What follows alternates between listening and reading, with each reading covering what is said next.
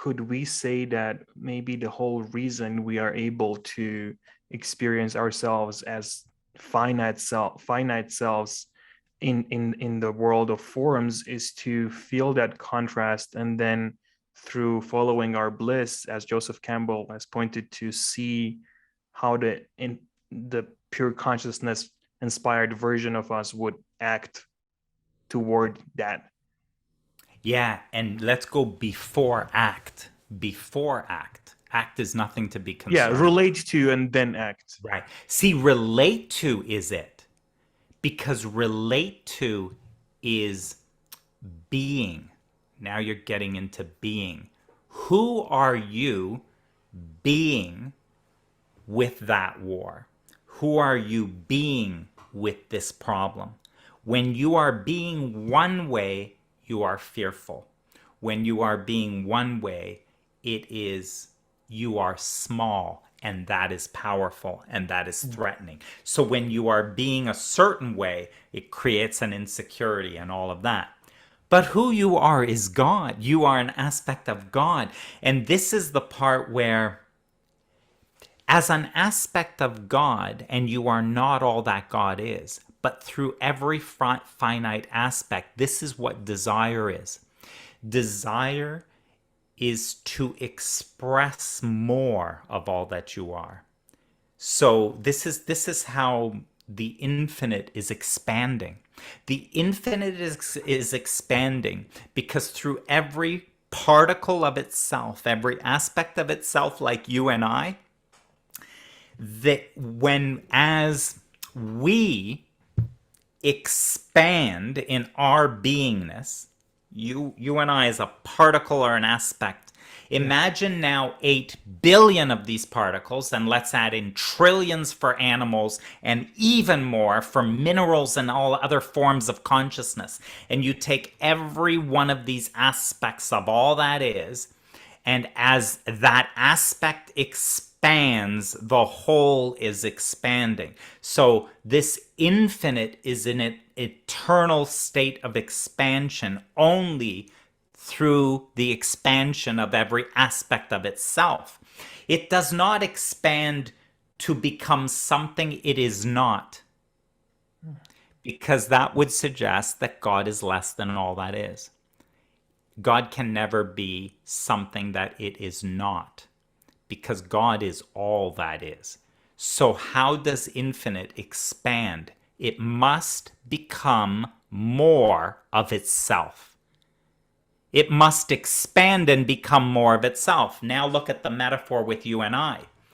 You are God. You are an aspect of God. You are a finite aspect of all that is. And when that finite aspect becomes more of itself, you expand and become more, and so does the whole. Isn't that just like the most beautiful thing?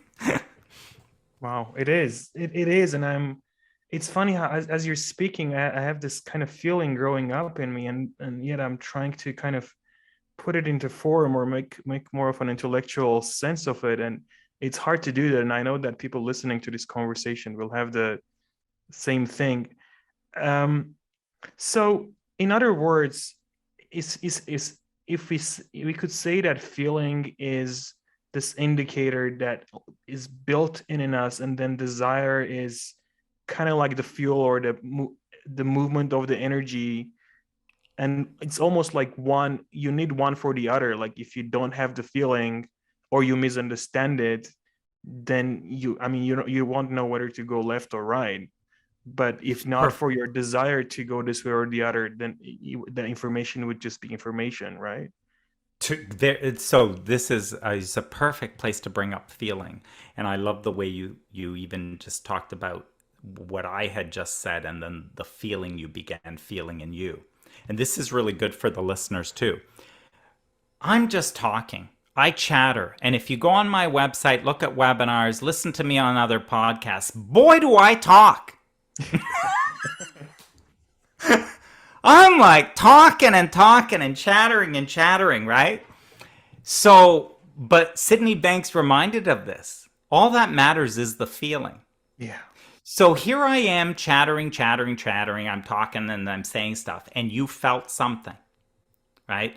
So here's the deal. That's not because of me. That's not like this thing. Oh, I said this really cool thing. I'm going to write it down because I want to say that again on the next podcast, right? Like I want to say it again at the next. Like so that's what it is I'm expressing something. Something is being expressed through me. I'm expressing something that I see inside. Now, that will occur as noise, crap, junk. That's not really true. That's a good opinion he's got. Or something else. There's a different feeling that can happen. And when you feel what you feel, even, and people have said this to me, they go, I don't know what you said. I could never repeat it. I have Yeah. no idea what you actually said, but the feeling, right? So what that means is there was a resonance with what you know to be true within yourself. Mm-hmm. So that something happened that resonated with the energy of a truth within you. That's all you need. Because that's all you need. Because it's a truth activated within you. Something more has come through you, and that's the feeling. You can stay with the feeling because that's the part. The details aren't there. That feeling is with you is with you, guiding you, and you are either now. This is the you are either aligned or misaligned. You are either very harmonious with it or you've distanced yourself with it. All this movement of of with it or not so with it is really thought in the way, Mm-hmm. thought distancing me or aligning me. So this for this to understand feeling the three principles community, it is often described as you are feeling your thinking. You are feeling your thinking.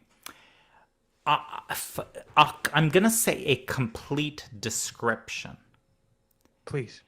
is that, and let's look at it as a complete description, because I don't think to say you are feeling your thinking could really help us to really feel that experientially. So who you are is energy, a formless energy. An energy or if you take the energy of all things, it cannot feel itself. It's only awareness. It's only a knowing. It cannot feel itself. So when we say feeling, feeling is relative. Feeling must be something versus something. That's the only way it can be felt. There must be something rubbed up against something else. That's what is felt. So, it's not that you're feeling your thinking. Your thoughts arise from a formless energy into forms of thought. So this is the formless energy. God is manifest as the finite form Rasmic. So even there, kind of blows everybody's mind. So you're a thought. That's all you are. You're just a thought in the mind of God. Now, but here's the thing. So you're a thought that thinks. You're a thought that can think. You're made in the image of God. You can think. So as that energy, as you focus and focus your own consciousness in your own mind, that has an energy or vibration to it. And that energy or vibration will be distinct from the true vibration or formless energy of all that you are. In other words, the vibration of you and your thoughts is distinct from the vibration of God and that consciousness. What you actually are feeling is the degree of harmony and disharmony between the vibration, the essence, the energy of the thoughts you are thinking. When you rub them up against the energy of truth. This is what you are feeling, and this is why it's guidance. So the guidance is in the feeling, and we say you are feeling your thinking, but more accurately, you are not feeling thought forms. You are feeling the energy which is manifest into those forms. So as you feel an energy that manifests into those forms, that energy rubs up against the truth of you that is breathing you and living you. And what you feel is that relationship. The relationship between your personal mind, your finite perspective, and all that you really are. That is the feeling that you have. And when that is as one, it feels like bliss. As it distances and your thinking starts to be different than God's perspective, it will feel less than bliss, and it will start to feel pessimistic. It will begin to feel hopeless. It will start to feel worry. It will start to feel like anger. It will start to feel like hatred. It will start to feel like despair and powerlessness and fear and complete insecurity. Those are thoughts that are so distant from the truth of who you really are that they are feeling terrible within you, and they continue to feel terrible for as long as you think them. That is what gives you guidance. That is what gives you the impulse and urge. Let go. Let go. Drop this thought. Drop this thought.